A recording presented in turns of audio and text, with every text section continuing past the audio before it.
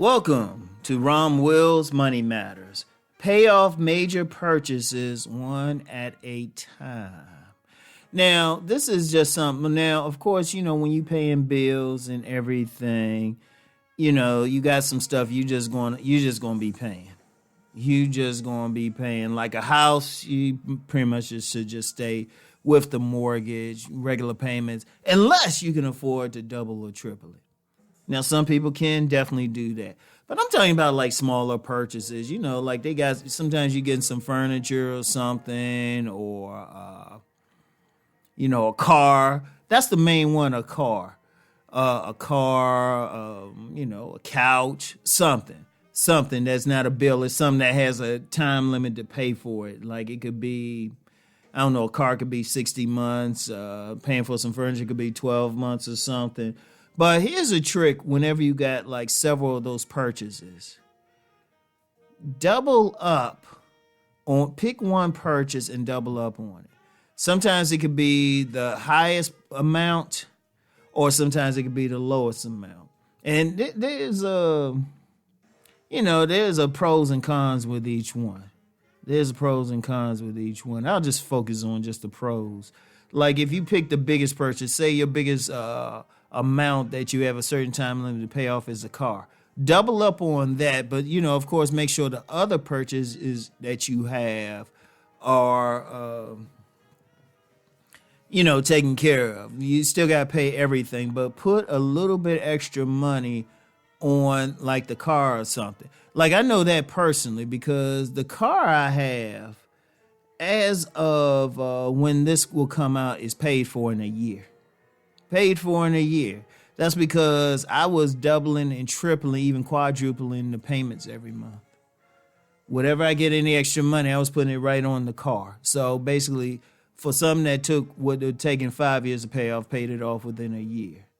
And well, that's pretty much all my purchases. Because when I got the car, I was like, I didn't have any other payments or anything like that. I just had regular utilities and stuff, and I was just like, man, it's a great feeling when you don't have to pay that little bit, right? So, you could start with the major purchase and pay down. Once you pay that off, then you pretty much have that extra money you were putting in plus that regular payment. Then you could put that on the next bill. Pay that off, then the next bill, pay that off, right? So that's if you start with the largest purchase. But then sometimes, you might not be able to afford that to pay off, put any money on the largest purchase. Or you might just say, let me start with the easiest stuff first. There's a pro to that. All right, say you have a monthly bill that's, $20 a month. Pay that off first, and then that money that you were putting on there, put it on the next highest and the next highest. And then when you get to that largest one, then put all that money on that. Because think about it, when you got these purchases, that was money that you wasn't spending for yourself anyway. So have the same mentality when you pay it. When you get that extra money, just say, oh, let me put it on this other stuff. Then you get to a point where you don't have any purchase, is no purchases unless you just happen to get a new one. You paid off everything. Then that money can go into your savings, or it can go into some type of investment. You might look into some stocks, or, I don't know. They got like this thing where you can get some ownership in some of these companies now. Something. Look into it. I can't give, at this point, I don't want to give any recommendation as to what you get, but just look into it. Even if at the very least you put that money into your savings. See, you don't want to really stretch things out. See, one thing with a lot of that stuff, a lot of those purchases, they got interest on them. And so if you just pay just a regular thing, yeah, you can pay it off and stuff, but then you look up, you're like, wait a minute, I'm paying extra money on this. So that's why you would actually try to pay, take one, focus on one to pay it off, and then the next one. You saving a lot of interest, you paid it off, you free and clear.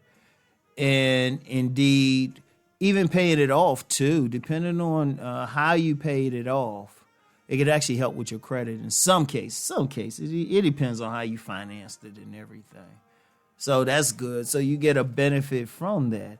But, don't focus on the one then the next one, then the next one, then the next one. And then all of a sudden once you got everything paid off, you got all this other money.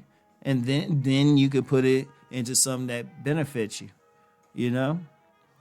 Indeed, I'm going to tell you what, because I always talk about savings. Add savings to that. Seriously, make that one of your purchases. Just say, hey, I'm going to pay this like I'm going to pay a bill. I've talked about that before, but I'm going to stay on that because everything happening economically, I would just say this, and this is kind of a tangent, but, I'm going to flow with this. If you think in terms of the money you spend as investments, you tend to spend it smarter because then you don't spend it on stupid stuff. Even clothing. Like when I buy clothing, I'm thinking, okay, I can like take a picture in this. I can do an event in this. Somebody see me in it, see the look of something that can help me with business. So, think about it like that. But, it might seem, I'm going to tell you what, it might seem some basic stuff because, sometimes people will talk about, what to do with money, make things all complicated. But here's the beauty of it. It's not so much how much money you're making, it's how you spend it. Like, for example, if you managing your money in a very good way, you could technically make, let's say, $30,000 a year. $30,000 a year. It might not seem much, but because of how you manage your money, you actually have a lot of money. Whereas somebody who's making $100,000 a year, because of how they spending their money, they don't have any. Their bills are behind. They got a bunch of stuff they paying. They living beyond their means and stuff. That's why money management is important. That's why money management is very important. And you want to really, when you have stuff that you can pay off, you want to pay that off. Don't delay the inevitable. Put extra money on it, everything.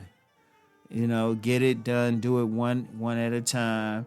Once you pay off that first one, however you do, whether you start with the smallest one or the largest one, just pay off one at a time and then double up on the next one, the next one, the next one. Boom. It's like a snowball effect. All right. So, but you know how it goes. In order to even pay off all that stuff, you got to go get that money. So let's go make that money.